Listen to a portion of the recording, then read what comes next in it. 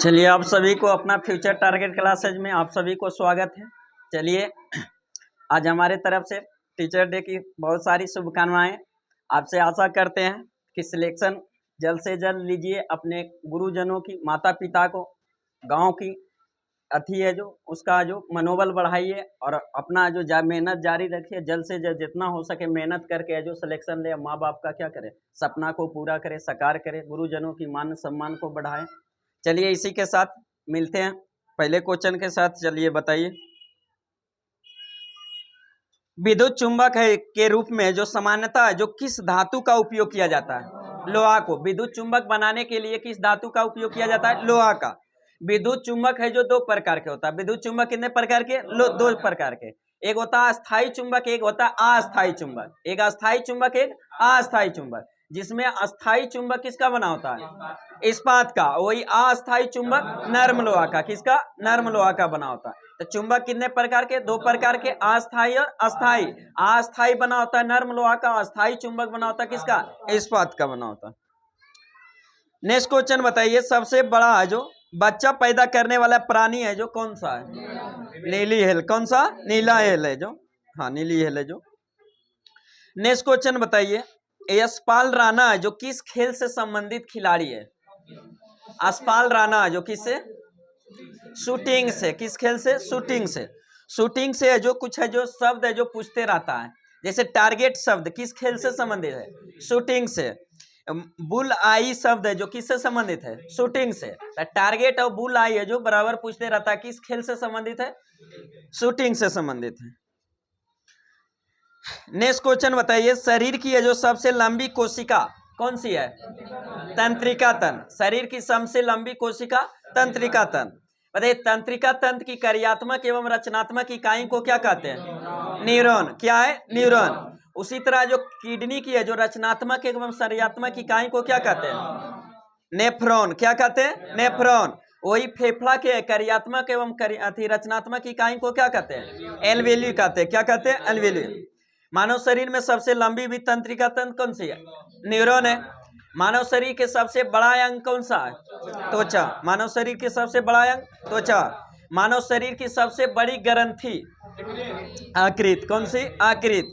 बताइए, मानव शरीर की है जो सबसे बड़ी मिश्रित ग्रंथि कौन सी है? मिश्रित ग्रंथि अग्नाशय। मानव शरीर की सबसे बड़ी अंतःस्रावी ग्रंथि कौन सा ग्रंथि? थायराइड ग्रंथि। मानव शरीर की सबसे छोटी ग्रंथि पिट्यूटरी ग्रंथि। और पिट्यूटरी ग्रंथि को ही किस ग्रंथि? मास्टर ग्रंथि के नाम से जाना जाता है। मानव शरीर की सबसे लंबी हड्डी फीमर जो कहाँ पाई जाती है? जांघ में पाई जाती है। मानव शरीर की सबसे छोटी हड्डी स्टेपी जो कहाँ पाई जाती है? कान में पाई जाती है। नेक्स्ट क्वेश्चन बताइए, अकबर के शासन काल के दौरान है जो राजस्व व्यवस्था का प्रधान कौन था? किसके हाथों में था? टोडरमल। कौन था? टोडरमल। बताए थे कि अकबर है जो अकबर का जन्म कब हुआ था? 1542 में। 1542 ईस्वी में है जो अकबर का जन्म हुआ था। वही अकबर है जो दिल्ली थी मुगल वंश का जो शासक कब बना था? 1556 में। 1556 में किसका उत्तराधिकारी बना था? हुमायूं का। जब हुमायूं का मृत्यु हो जाता है तो फिर उसी का उत्तराधिकारी कौन बनता है? अकबर बनता है। अकबर है जो उस समय जो कम एज के था तो उसी संरक्षण में बैठा था गद्दी पर। तो किसके संरक्षण? बैरम खां। और उसी के जो बैरम खां के संरक्षण में है जो 1556 से 60 तक रहा था, इसलिए संरक्षण काल भी कहा जाता है। अकबर का संरक्षण काल कब से? 56 से 60 तक। किसके संरक्षण में रहा था? बैरम खां के संरक्षण में रहा था। बताइए, अकबर का जो शिक्षक का क्या नाम था? गुरु का नाम? नहीं, वो तो शिवाजी के गुरु अब्दुल लतीफ ईरानी। अब्दुल लतीफ ईरानी है जो इनके गुरु का नाम क्या था? अब्दुल लतीफ ईरानी। संरक्षक कौन था? बैरम खां। संरक्षक कौन था? बैरम खां। बताइए, अकबर के जो संबंधित कुछ डेट भी बताते हैं, जिसमें जो 8-10 गो डेट है उसमें बराबर पूछते रहता है। जैसे है जो क्या हरम दल से मुक्ति कब हुआ था? 1562 में। हरम दल से मुक्ति है जो अकबर ने जो 1562 में। दास प्रथा की समाप्ति 1562। 1562। तीर्थ यात्रा कर की समाप्ति 1563। 1563। जजिया कर की समाप्ति 1564। 1564। फतेहपुर सीकरी की स्थापना 1571, 1571। और जब स्थापना किया फतेहपुर सीकरी तो फिर जो राजधानी भी वहीं कर लिया था, आगरा से परिवर्तित कर कहाँ फतेहपुर सीकरी कर लिया गया था 1571 में। उसके बाद है जो 1575 में किसका स्थापना किया था, इब्दात खाने की स्थापना 1575 में। लेकिन वही इब्दात खाने में सभी धर्मों को प्रवेश की अनुमति जो दे दिया गया था, कब दे दिया गया था, हाँ 1578 में। उसके बाद 1579 में जो किसका घोषणा किया था, मजहर की घोषणा 1579 में। इलाही दीन इलाही की स्थापना 1582, दीन इलाही की स्थापना 1582, लेकिन इलाही संबत की शुरुआत 1583 और फिर है जो वहां से राजधानी है जो फतेहपुर सीकरी से स्थानांतरित कर लिया गया था लाहौर। कब किया गया था, 1585। इसी के समय अकबर के समय में ही एक फेमस युद्ध हुआ था, जिसको है जो कौन सा युद्ध, हल्दी घाटी का युद्ध। कौन सा, हल्दी घाटी का। हल्दी घाटी का युद्ध है जो कब हुआ था, 1576। किसके किसके बीच, अकबर और महाराणा प्रताप के बीच। अकबर और महाराणा प्रताप के बीच है जो कब हुआ था, 1576 में हल्दी घाटी का युद्ध हुआ था। फिर है जो अकबर का जो मृत्यु कब हो जाता है, है जो 1605 ईस्वी में जो अकबर की क्या हो जाता है, मृत्यु हो जाता है। फिर अकबर का उत्तराधिकारी कौन बनता है, जहांगीर बनता है। नेक्स्ट क्वेश्चन बताइए, गोबर गैस का प्रमुख अवयव कौन सा गैस है, मीथेन। गोबर गैस का प्रमुख अवयव मीथेन। दलदली स्थान पर उत्पन्न स्थान गैस मीथेन। धान के खेत में उत्पन्न गैस मीथेन। जानवर जो पागुली करता है उस समय उत्पन्न गैस मीथेन। कौन सा, मीथेन। मीथेन का सूत्र क्या होता है, CH4 होता है। नेक्स्ट क्वेश्चन बताइए, आइसक्रीम में जो रवा बनने से बचने के लिए उसमें क्या मिलाया जाता है, जिलेटिन। उसके यानी पिघलने, रवा बनने से मतलब क्या, पिघल कर है जो रवा, उसे बचने के लिए उसमें क्या मिलाया जाता है, जिलेटिन मिलाया जाता है। नेक्स्ट क्वेश्चन बताइए, सरकार की संसदीय ढांचा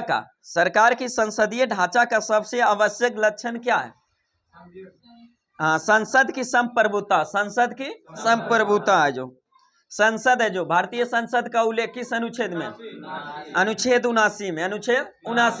बताइए संसद का कितने अंग होते हैं, 3 अंग।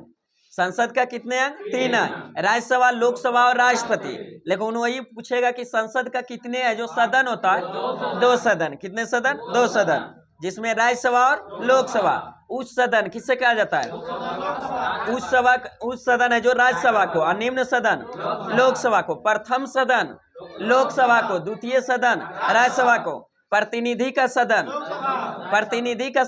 राज्यसभा को, और जनता का सदन है जो लोकसभा, जनता का सदन लोकसभा को। बताइए राज्यसभा का उल्लेख है जो किस अनुच्छेद में, 80 में। राज्यसभा का 80 में, और वही लोकसभा का उल्लेख 81 में, और संसद का 79 में। जनता का सदन इसलिए लोकसभा कहा जाता है क्योंकि लोकसभा के सभी सदस्य को जनता द्वारा प्रत्यक्ष रूप से क्या चुना जाता है। लेकिन राज्यसभा को प्रतिनिधि का सदन इसलिए कहा जाता है कि राज्यसभा के जितने भी सदस्य होते हैं उसके किसके द्वारा, विधायक के द्वारा चुना जाता है, प्रतिनिधि के द्वारा चुना जाता है। इसलिए उस सदन को क्या कहा जाता है, प्रतिनिधि का सदन, और लोकसभा को जो जनता का सदन कहा जाता है। नेक्स्ट क्वेश्चन बताइए, सूर्य है जो विषुवत रेखा पर लंबवत साल में कितने बार पड़ता है, 2 बार पड़ता है। कितने बार, 2 बार। इसी के कारण है जो विषुवत रेखा पर है जो गलों पर है जो विषुवत रेखा पर है जो सूर्य की किरण लंबवत है जो 2 बार है जो पड़ता है। जो कौन कौन सा डेट क्यों, हाँ 21 मार्च और 22 या 23 सितंबर, 22 या 23 सितंबर। और उसी कारण है जो विषुवत रेखा पर है जो लंबवत सूर्य पड़ने के कारण है जो 2 डेट को जो पूरे गलों पर है दिन और रात क्या होता है, बराबर होता है। क्या होता है, बराबर होता है। उसमें 21 मार्च और है जो 22 या 23 सितंबर। 21 मार्च को है जो क्या कहा जाता है, बसंत विषु। 21 मार्च के बसंत विषु, और एक हाथी है जो 22 या 23 सितंबर को क्या, शरद विषु। और लंबवत पड़ने के कारण पूरे गलों पर है जो दिन और रात बराबर होता है। 2 डेट को 21 मार्च और 22 या 23 सितंबर। इसी तरह से है जो बताए थे कि कर्क रेखा 23.5 डिग्री उत्तरी अक्षांश रेखा को क्या कहा जाता है, कर्क रेखा। कर्क रेखा पर है जो 21 जून का जो 21 जून को सूर्य का किरण क्या पड़ती है, लंबा पड़ती है, जिसके कारण कर्क रेखा पर दिन और रात बराबर होती है। कर्क रेखा पर हम कह रहे हैं, कर्क रेखा पर दिन और रात बराबर होता है सूर्य किरण लंबवत पड़ने के कारण 21 जून को। लेकिन उत्तरी गोलार्ध में उसी के कारण है जो सबसे लंबा दिन होता है, बड़ा दिन होता है। कब, 21 जून को, 21 जून को। और उसी तरह जो फिर मकर रेखा पर 23.5 डिग्री दक्षिणी अक्षांश रेखा को क्या कहा जाता है? मकर रेखा। उस पर है जो 22 दिसंबर को है जो क्या सूर्य की किरण लंबवत पड़ती है, जिसके कारण मकर रेखा पर दिन और रात क्या होता है? बराबर। और उसी के कारण दक्षिणी गोलार्ध में जो 22 दिसंबर को दिन सबसे बड़ा होता है। और उसी को है जो 21 दिसंबर के जो उत्तरी है जो गोलार्ध में जो अति होता है कर्क रेखा पर जो 21 जून को लंबवत पड़ता है, उसको क्या कहते हैं? कर्क संक्रांति। क्या कहते हैं? कर्क संक्रांति। और इस इधर है जो किसको कहते हैं? 22 दिसंबर को मकर रेखा पर लंबवत पड़ती है, तो उसको क्या कहते हैं? मकर संक्रांति कहते हैं।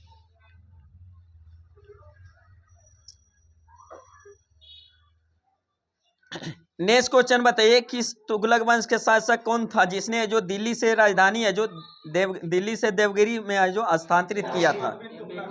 हाँ, एमबीटी मोहम्मद बिन तुगलक। मोहम्मद बिन तुगलक था, तुगलक वंश का शासक था। बताए थे कि दिल्ली सल्तनत में टोटल कितने राजवंश?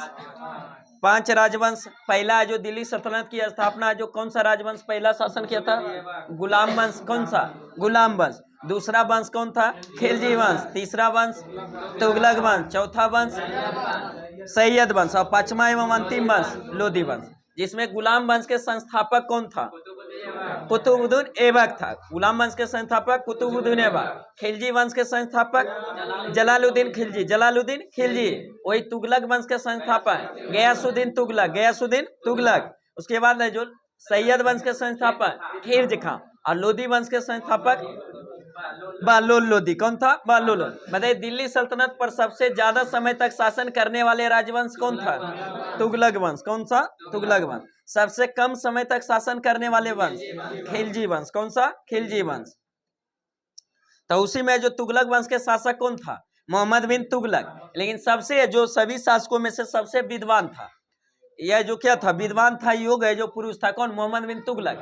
लेकिन समय के अनुसार है जो इनका समय साथ नहीं दिया, इसके कारण है जो 4 गो योजना प्रारंभ किए थे, चारों गो योजना क्या रह गए? असफल रह गए। क्या रह गए? असफल रह गए। इन्हीं को है जो स्वप्नशील या पागल या रक्त पिपासु के नाम से भी जाना जाता है। किसको? मोहम्मद बिन तुगलक ने 4 गो योजना क्या किया था? सबसे पहले जो राजधानी परिवर्तित कर लिया, राजधानी है जो परिवर्तित किया था। ये पहले अथी है जो एक योजना दिल्ली अथी कहाँ से? दिल्ली से देवगिरी है जो परिवर्तित कर। दूसरा योजना जो था सांकेतिक मुद्रा को जो प्रारंभ किया था। सांकेतिक मुद्रा को प्रारंभ किया था किसने? अथी है जो मोहम्मद बिन तुगलक ने। तीसरा योजना जो था दोआब क्षेत्र में जो दोआब में जो गंगा ब्रह्मपुत्र क्षेत्र में जो कृषि ज्यादा होता था, तो इसको लगा कि वहां पर कृषि ज्यादा होने के कारण वहां टैक्स अगर बढ़ा देंगे, कर बढ़ा देंगे, तो हमारे राजस्व का स्रोत क्या होगा? बढ़ जाएगा। उससे जो राज्य का विस्तार भी हो जाएगा। तो जैसे योजना लगाएं समय के अनुसार क्या होगा? उसी समय जिस योजना टैक्स को बढ़ाए थे, कर को बढ़ाए थे, उसी समय जो वहाँ क्या पड़ गया? सुखाड़ पड़ गया। सुखाड़ पड़ने के कारण है जो किसान लोग जो पहले वाला है जो टैक्स नहीं दे पा रहा था, बढ़ा हुआ क्या देगा? तो वो भी योजना क्या रह गया? असफल रह गया। योजना है जो फिर उसी को है जो किसानों के सहायता के लिए फिर है जो एक विभाग की स्थापना किया था, जो बराबर पूछते रहता है। कौन सा विभाग? दीवाने कोई। दीवाने कोई जो किस विभाग, कौन सा विभाग संबंधित था? कृषि से। किसने गठित किया था? मोहम्मद बिन तुगलक। और एक चौथा योजना जो था कराची ला अभियान किया था। कराची ला और एक और अभियान किया था। तो उसमें जो अभियान भी किया था कि सैनिक को जो 1 साल का अभियान करने से पहले 1 साल का पेमेंट दे दिया सैनिक को। हुआ कि अभियान है जो उस पर आक्रमण करने से पहले उससे क्या हो गया? दोस्ती हो गया। इसलिए वो भी योजना क्या हो गया? असफल हो गया। 1 साल का पेमेंट मुफ्त में चल गया सैनिक का, तो वो भी योजना क्या हो गया? असफल हो गया। लेकिन सभी में से सभी मतलब वो तो प्रॉफिट के लिए ही सभी योजना लागू कर रहा था, लेकिन समय के अनुसार साथ समय नहीं दिया तो क्या हो गया? सभी योजना ही हो गई। इसलिए कभी बात आती है तो कहती है क्या, ज्यादा आदमी को विद्वान भी नहीं बनना चाहिए। हाँ, इसलिए उतना ही पढ़िए जिससे कितना हो जाए? सिलेक्शन हो जाए। हमको विद्वान नहीं, विद्वान होने के चक्कर में जो कुछ नहीं होता, इसलिए उतना ही सिलेक्ट। आप लोग के तो अभी और इम्पोर्टेंट समय है कि मात्र अब क्या बचा है? गिना चुना है जो दिन बचा है, कुछ है जो 10 से 15 दिन बचा है, तो उसमें सिलेक्टेड नया चीज कुछ नहीं पढ़िए। अब नया चीज को अब पढ़ने नहीं, इतनी जानिए हमको एग्जाम पास करना, हमको टॉप नहीं करना, हमको जो विद्वान नहीं बनना, पास करना। इसलिए वही पढ़िए। अब रिवीजन का टाइम आ गया। जो आप पढ़े हुए हैं नया पढ़िएगा, बर्बाद हो जाइएगा। इसलिए जो पढ़ा हुआ उसकी जितना से जितना बार हो सके रिवीजन कीजिए कम समय में, वही आपको साथ रहेगा। नया चीज़ पढ़िएगा, बहुत सारा मार्केट में भी नया बुक आएगा, फलना बुक ले लाए बकना, कोई बुक आपको काम नहीं देगा। जो आपको याद है, जो आपका माइंड में है, वही आपको एग्जाम हॉल में काम देगा। बाकी कितनों बुक पढ़ लिए आप आज आदि नहीं है, और कोई ऐसा बुक नहीं है कि आप कोई भी अगर चाहेगा स्टूडेंट की एक बार में कोई बुक को अध्ययन करके याद कर लेगा तो हो सकता है नहीं। इसलिए 10 बुक पढ़ने से बेटर है कि एक बुक को 10 बार पढ़ें। चलिए नेक्स्ट क्वेश्चन बताइए। विज्ञान की वह शाखा जिसका संबंध है जो प्राणी एवं पौधों की रचना से है, क्या कहलाती है? एनाटॉमी कहलाती है। क्या कहलाती है? एनाटॉमी। एनाटॉमी। विज्ञान की वह शाखा जिसका संबंध प्राणी एवं पौधे, प्राणियों एवं पौधे की रचना से, उस क्या कहते हैं? एनाटॉमी कहते हैं। क्या कहते हैं? एनाटॉमी। नेक्स्ट क्वेश्चन बताइए, गुप्तकालीन शासन प्रणाली कैसी थी? हाँ, राजतंत्रात्मक थी। कैसी थी? राजतंत्र। बताइए गुप्त वंश के संस्थापक कौन था? श्रीगुप्त। कौन था? श्रीगुप्त। लेकिन गुप्त वंश का वास्तविक संस्थापक चंद्रगुप्त प्रथम। कौन था? चंद्रगुप्त। गुप्त वंश की स्थापना किसने किया था? श्रीगुप्त। लेकिन वास्तविक संस्थापक किसे कहा जाता है? चंद्रगुप्त प्रथम को। चंद्रगुप्त प्रथम को। से गुप्त वंश में बताए थे कि गुप्त काल वंश में है जो है जो प्राचीन है जो युग का जो स्वर्ण काल भी कहा गया था। किसको? गुप्त काल को जो कहा गया था। गुप्त काल में बताया था कि सबसे ज्यादा सोने का सिक्का भी किस काल में? गुप्त काल में चलाया गया था सबसे ज्यादा सोने का सिक्का। लेकिन सबसे ज्यादा शुद्ध सोने का सिक्का किस काल में? कुषाण वंश में। किसमें? कुषाण वंश में जो चलाया गया था। सबसे पहले सोने का सिक्का हिंद ईरानी ने, हिंद ईरानियों के द्वारा जो जारी किया गया था। इसी गुप्त वंश के ही शासक एक कौन थे? समुद्रगुप्त भी थे। कौन? समुद्रगुप्त। बीना बजाने में क्या थे? निपुण थे। उसको बीना बजाते हुए एक सिक्का पर भी दर्शाया गया था। किसको? समुद्रगुप्त को। समुद्रगुप्त को जो भारत का नेपोलियन भी कहा जाता है। भारत का नेपोलियन किसे कहा जाता है? समुद्रगुप्त को। बताइए भारत का नेपोलियन है जो समुद्रगुप्त को किसने कहा था? B.S. स्मिथ ने। किसने कहा था? B.S. स्मिथ ने कहा था समुद्रगुप्त को। भारत का समुद्रगुप्त कहा था किस? भारत का नेपोलियन किसे? समुद्रगुप्त को। किसने कहा था? B.S. स्मिथ। इसी वंश का एक और शासक था कुमारगुप्त प्रथम। उससे भी एक क्वेश्चन पूछते रहता है कि नालंदा विश्वविद्यालय की स्थापना किसने किया था? कुमारगुप्त प्रथम। कुमारगुप्त प्रथम किया था। गुप्त वंश के ही शासक था, जिसको नालंदा विश्वविद्यालय का जो ध्वस्त किसने किया था? बख्तियार खिलजी ने। किसने? बख्तियार खिलजी, जो किसका सेनापति था? कुतुबुद्दीन ऐबक का जो सेनापति था बख्तियार खिलजी, उसी ने क्या किया था? नालंदा विश्वविद्यालय को ध्वस्त किया था। नेक्स्ट क्वेश्चन बताइए, स्कंदगुप्त की जो मृत्यु कब हुई थी? 467 ईस्वी में। 467 ईस्वी में स्कंदगुप्त का। स्कंदगुप्त भी किस वंश का शासक था? गुप्त वंश का ही शासक था स्कंदगुप्त। इसका अभिलेख है जो पूछते रहता है। स्कंदगुप्त का कौन सा अभिलेख है जो भीतरी स्तंभ लेख किसका है? भीतरी स्तंभ गुप्त है जो स्कंदगुप्त का। ऐसी स्कंदगुप्त से बताए थे कि जब है जो चंद्रगुप्त मौर्य ने है जो है जो कौन सा झील, सुदर्शन झील का जो निर्माण कराया था, उसका मरम्मत भी कराया था किसने? स्कंदगुप्त ने। उसने 4 शासक टोटल बताए थे। चंद्रगुप्त मौर्य ने उसका निर्माण कराया था, अशोक ने उसका पुनरुद्धार कराया था, स्कंदगुप्त ने भी उसका पुनर्निर्माण कराया था। और एक और शासक कौन था? स्कंदगुप्त के बाद है जो एक और है जो शासक था, उससे जो क्या क्या था उसको है जो मरम्मत करवाया था उसको कार्य को। नेक्स्ट क्वेश्चन बताइए, शुंग वंश का अंतिम शासक है जो कौन था? शुंग वंश का अंतिम शासक देवभूति। कौन था? देवभूति। ऐसी देवभूति को जो हत्या करके जो फिर अगला वंश को जो किसने है जो कण्व वंश की स्थापना किया था? किसने? वासुदेव ने। किसने? वासुदेव। शुंग वंश के संस्थापक कौन था? पुष्यमित शुंग। शुंग वंश के संस्थापक पुष्यमित शुंग। राजधानी कहाँ था शुंग वंश के? विदिशा। कहाँ बनाया था? विदिशा। और शुंग वंश का अंतिम शासक देवभूति। ऐसी की हत्या जो वासुदेव ने कर दिया, फिर शुंग वंश को समाप्त करके अगला वंश कौन सा? कण्व वंश की स्थापना कर दिया। नेक्स्ट क्वेश्चन बताइए, लेह और श्रीनगर को जो संबंध करने वाला जो दर्रा कौन सा? जोड़ने वाले लेह और श्रीनगर, जोजिला दर्रा। कौन सा? जोजिला दर्रा। बताइए जोजिला दर्रा कहाँ स्थित है? लद्दाख में। कहाँ स्थित है? लद्दाख में। काराकोरम दर्रा लद्दाख में। चांगला दर्रा लद्दाख में। खारदुंगला दर्रा लद्दाख में। उसके बाद है जो पीर पंजाल, बनिहार और बुर्जिल दर्रा, ये सब कहाँ स्थित है? जम्मू कश्मीर में। कहाँ स्थित है? जम्मू कश्मीर। पीर पंजाल, बनिहार और बुर्जिल दर्रा कहाँ है? जम्मू कश्मीर। उसके नीचे में जो हिमाचल प्रदेश, हिमाचल प्रदेश में भी 3 गो दर्रा बचाए थे। कौन कौन? शिव किला, रोहतांग और बोमडीला। बड़ा लच्चा, हाँ बड़ा लच्चा दर्रा। शिव किला जो रोहतांग और बड़ा लच्चा दर्रा कहाँ स्थित है? हिमाचल प्रदेश। क्या है? हिमाचल प्रदेश। हिमाचल प्रदेश नीचे में है जो उत्तराखंड, वहां भी 3 दर्रा बताए थे। कौन कौन? माना, नीति और लिपुलेख। माना दर्रा, नीति दर्रा और लिपुलेख दर्रा कहाँ स्थित है? उत्तराखंड में। सिक्किम में 2 दर्रा बताए थे, नाथुला और जलेपला। नाथुला और जलेपला सिक्किम में है जो 2 दर्रा। उसके बाद अरुणाचल प्रदेश में भी है जो 3 दर्रा बताए थे। कौन कौन? हाँ, बोमडीला, अंगियाप और दीफू। बोमडीला, अंगियाप और दीफू जो कहाँ स्थित है? अरुणाचल प्रदेश। मणिपुर में एक दर्रा बजाए थे, कौन सा? तुजू दर्रा। कौन सा? तुजू दर्रा कहाँ स्थित है? मणिपुर में। हिमाचल प्रदेश में जो दर्रा बताए थे, कौन सा? एक रोहतांग दर्रा। 3 दर्रा में रोहतांग दर्रा भी था। रोहतांग दर्रे से ही भारत की 2 गो नदी का उद्गम स्थान होता है। कौन कौन? रावी और ब्यास। रावी और ब्यास। अरुणाचल प्रदेश में 3 गो दर्रा बताए, उसमें एक अंगियाप दर्रा भी था। अंगियाप दर्रा से जो भारत में जो सबसे पहले ब्रह्मपुत्र नदी जो मानसरोवर झील से निकलती है, तिब्बत बहते हुए जब भारत में प्रवेश करती है, तो सबसे पहले अरुणाचल प्रदेश में राज्य में प्रवेश करती है। किस दर्रा से? अंगियाप दर्रा। कौन से? अंगियाप दर्रा, ब्रह्मपुत्र। और जैसे ही अरुणाचल प्रदेश में प्रवेश करती है तो उसको किस नाम से जाना जाता है? दियांग के नाम से। अरुणाचल प्रदेश से जब असम में प्रवेश करती है तो असम में किस नाम से? ब्रह्मपुत्र के नाम से। और जैसे ही असम से आगे बढ़ते हुए जब बांग्लादेश में प्रवेश कर जाती है तो उसी ब्रह्मपुत्र को किस नाम से?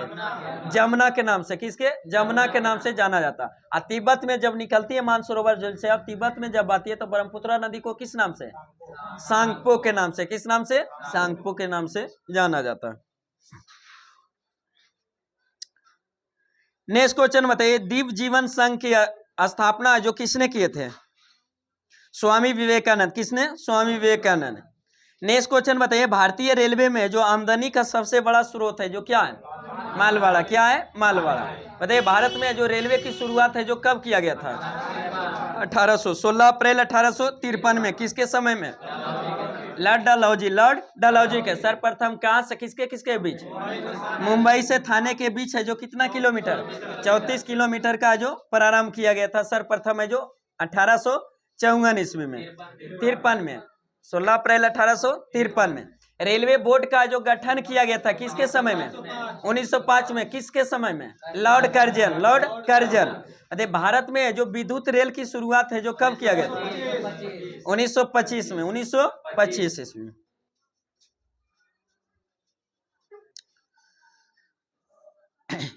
नेक्स्ट क्वेश्चन बताइए, जस्ता के लिए प्रसिद्ध खाने है जो किस राज्य में स्थित है? राजस्थान में। कहाँ है? राजस्थान में। राजस्थान में जो जस्ता के लिए जो खान प्रसिद्ध है, और जस्ता और सीसा को जो जुड़वा खनिज के नाम से भी जाना जाता है। जुड़वा खनिज किसे कहा जाता है?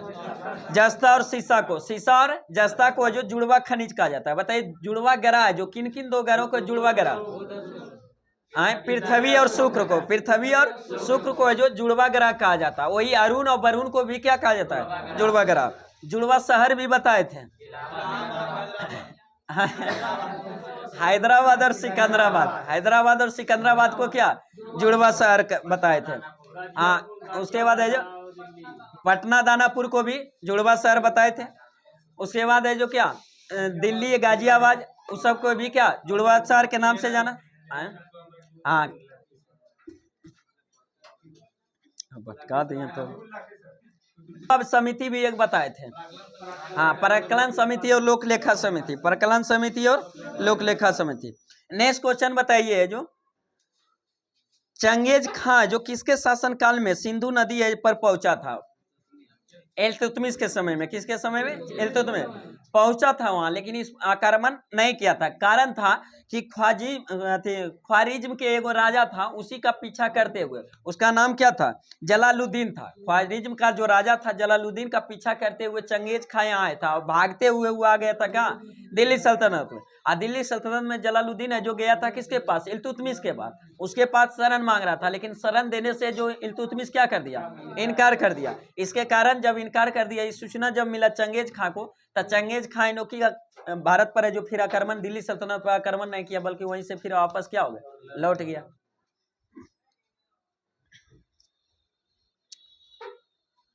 नेक्स्ट क्वेश्चन बताइए 1745 ईस्वी में पांडिचेरी के जो फ्रांसीसी गवर्नर कौन थे?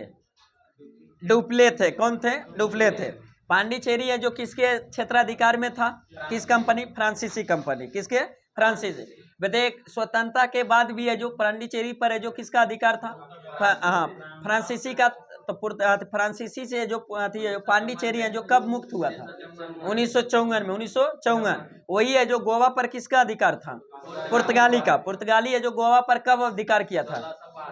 1510 ईस्वी में। 1510 ईस्वी में अधिकार किया था। वही स्वतंत्र है जो कब उससे जो पुर्तगाली से मुक्त हुआ था गोवा? 1961 से। 1961। व्यापार के लिए आने वाला सबसे पहला कंपनी पुर्तगाली आया था और सबसे बाद में जाने वाला भी कंपनी पुर्तगाली था। सबसे पहले आया था और सबसे बाद में गया भी था पुर्तगाल। नेक्स्ट क्वेश्चन बताइए अंग्रेजों ने जो बंदीवास के युद्ध में जो भारत में जो किस किस शक्ति को अंत कर दिया गया था? फ्रांसीसी के। किसकी? फ्रांसीसी। बंदीवास का युद्ध है जो किसके किसके बीच हुआ था? किसके किसके बीच हुआ था? अंग्रेज और फ्रांसीसी के बीच। अंग्रेज और फ्रांसीस के बीच हुआ था। कब हुआ था? 22 जनवरी है जो 1760 को। 22 जनवरी 1760 ईस्वी को जो फ्रांसीसी आती है जो कौन सा युद्ध? बंदीवास का युद्ध हुआ था। अंग्रेज और फ्रांसीस के जो बीच हुआ था 1760। मतलब भारत में सबसे गहरा बंदरगाह विशाखापट्टनम। कौन सा? विशाखापट्टनम। जो कहाँ? किस राज्य में? आंध्र प्रदेश में। किस राज्य में? आंध्र प्रदेश। कुछ बंदरगाह बताए थे जैसे कंडला बंदरगाह कहाँ स्थित है? गुजरात में। कंडला बंदरगाह गुजरात में। बदावन बंदरगाह महाराष्ट्र में। कहाँ स्थित है? महाराष्ट्र में। मुंबई बंदरगाह महाराष्ट्र में। नावा सोवा बंदरगाह महाराष्ट्र में। कहाँ? महाराष्ट्र में। मारवा गोवा बंदरगाह गोवा में। मारवा गोवा गोवा में। मंगलूर बंदरगाह कर्नाटक में। मंगलूर बंदरगाह कर्नाटक में। कोचिन बंदरगाह केरल में। कोचिन बंदरगाह केरल में। तमिलनाडु में 3 गो बताए थे। तूतीकोरिन बंदरगाह तमिलनाडु में। एन्नौर बंदरगाह तमिलनाडु में। चेन्नई बंदरगाह तमिलनाडु। उसके ऊपर है जो आंध्र प्रदेश में विशाखापट्टनम बंदरगाह जो भारत की सबसे गहरी बंदरगाह जो किस पहाड़ी से गिरा हुआ है? डॉल्फिन नोज से। किसे? डॉल्फिन नोज पहाड़ी से गिरा है। कौन? विशाखापट्टनम बंदरगाह। उसके ऊपर में उड़ीसा। उड़ीसा में जो एक बंदरगाह बताए पारादीप बंदरगाह। कौन सा? पारादीप बंदरगाह। कहाँ? उड़ीसा में। हल्दिया बंदरगाह पश्चिम बंगाल। हल्दिया बंदरगाह पश्चिम बंगाल। कोलकाता बंदरगाह पश्चिम बंगाल। पोर्ट ब्लेयर बंदरगाह अंडमान निकोबार द्वीप समूह। अंडमान निकोबार द्वीप समूह में जो है पोर्ट ब्लेयर इतना प्रमुख बंदरगाह था और छोटा छोटा है लेकिन एग्जाम। नेक्स्ट क्वेश्चन बताइए राष्ट्रीय मशरूम अनुसंधान एवं प्रशिक्षण केंद्र है जो कहाँ स्थित है? राष्ट्रीय मशरूम अनुसंधान एवं प्रशिक्षण केंद्र सोलन। कहाँ स्थित है? सोलन। सोलन में स्थित है। कहाँ? हिमाचल प्रदेश में। किस राज्य में? हिमाचल प्रदेश में स्थित है सोलन। चावा घाट सोलन है जो हिमाचल। नेक्स्ट क्वेश्चन बताइए उत्तराखंड का प्रसिद्ध तीर्थ मंदिर है जो बद्रीनाथ है जो किस नदी के है जो किनारे स्थित है? बद्रीनाथ है जो कौन सा? अलकनंदा नदी। कौन सा? अलकनंदा। एक है जो केदारनाथ भी पूछते रहता है। केदारनाथ किस नदी? मंदाकिनी। केदारनाथ मंदाकिनी। और यही है जो कौन सा? बद्रीनाथ है जो अलकनंदा। बद्रीनाथ अलकनंदा। बताइए भागीरथी अलकनंदा जब हम मिलती है उस प्रयाग को क्या कहते? देव प्रयाग। कौन सा? देव प्रयाग। जब अलकनंदा से आकर मंदाकिनी मिलती है उस प्रयाग को क्या कहते हैं? कौन सा? रुद्र प्रयाग। जब उसे जो अलकनंदा में आकर पिंडार नदी मिलती है तो उसे क्या? कर्ण प्रयाग। कौन सा? कर्ण प्रयाग। जब अलकनंदा में आकर है जो नंदाकिनी मिलती है तो कौन सा? नंद प्रयाग। कौन सा? नंद प्रयाग।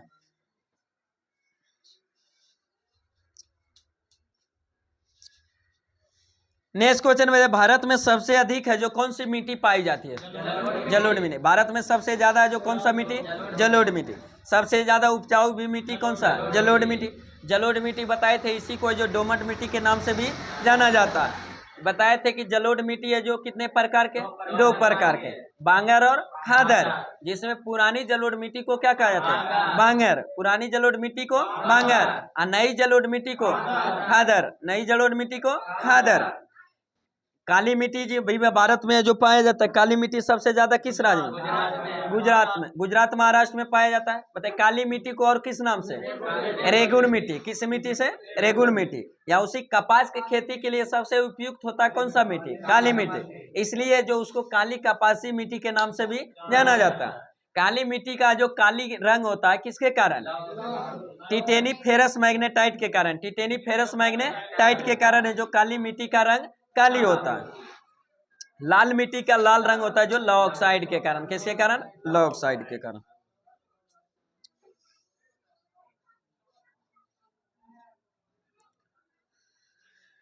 नेक्स्ट क्वेश्चन बताइए, बांकर शब्द है जो किस खेल से संबंधित है?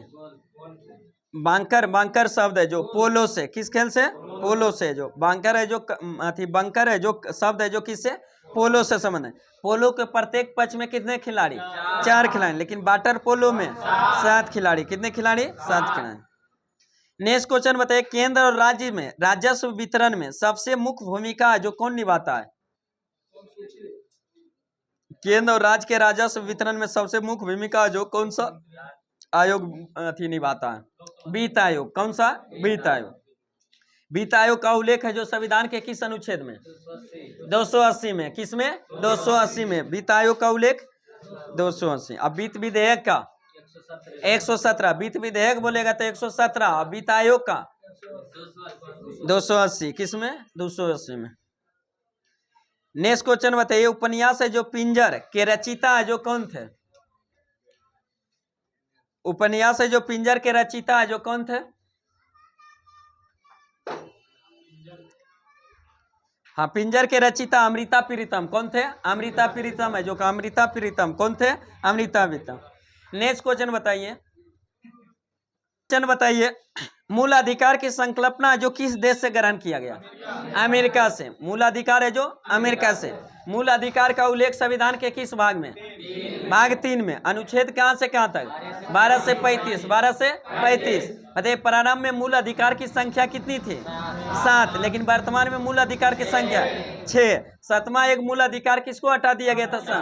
संपत्ति का अधिकार। उसको मौलिक अधिकार के श्रेणी से हटाकर कानूनी या विधिक अधिकार के श्रेणी में रख दिया गया। अनुच्छेद 300 के काम में भाग बोलेगा तो 12 में रख दिया गया। तो वर्तमान में मौलिक अधिकार की संख्या कितने? 6, जिसमें पहला मौलिक अधिकार समता एवं समानता का अधिकार। समता एवं समानता का अधिकार जिसका उल्लेख किस कहां से कहां तक? 14 से 18। अनुच्छेद 14 से लेकर 18 तक। दूसरा जो मौलिक अधिकार स्वतंत्रता का अधिकार। कौन सा? स्वतंत्रता का अधिकार जिसका उल्लेख अनुच्छेद 19 से लेकर 22 तक। 19 से 22 तक। तीसरा जो मौलिक अधिकार क्या है? शोषण के विरुद्ध अधिकार जो अनुच्छेद है जो 23 और 24। 23 और 24।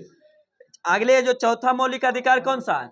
धार्मिक स्वतंत्रता। धार्मिक स्वतंत्रता का अधिकार जिसका उल्लेख कहां से कहां तक? अनुच्छेद 25 से 28। पांचवा मौलिक अधिकार कौन सा? संस्कृति एवं शिक्षा का अधिकार। संस्कृति एवं शिक्षा का अधिकार जिसका उल्लेख कहां से कहां? अनुच्छेद 29 और 30। और वही छठा मौलिक अधिकार कौन सा? संवैधानिक उपचारों का अधिकार जो अनुच्छेद 32 में। इसी संवैधानिक उपचारों का अधिकार को जो बी आर अम्बेडकर ने संविधान की आत्मा एवं हृदय कहे थे। किसको? मौलिक अधिकार को। चलिए यहीं पर आज वीडियो का समाप्त करते हैं, फिर मिलते हैं आप लोगों के नेक्स्ट वीडियो के साथ। चलिए चैनल को सब्सक्राइब करें, अगर वीडियो अच्छा लगे तो अपने दोस्तों के साथ शेयर जरूर कीजिएगा। फिर मिलते हैं नेक्स्ट वीडियो के साथ। Best of luck.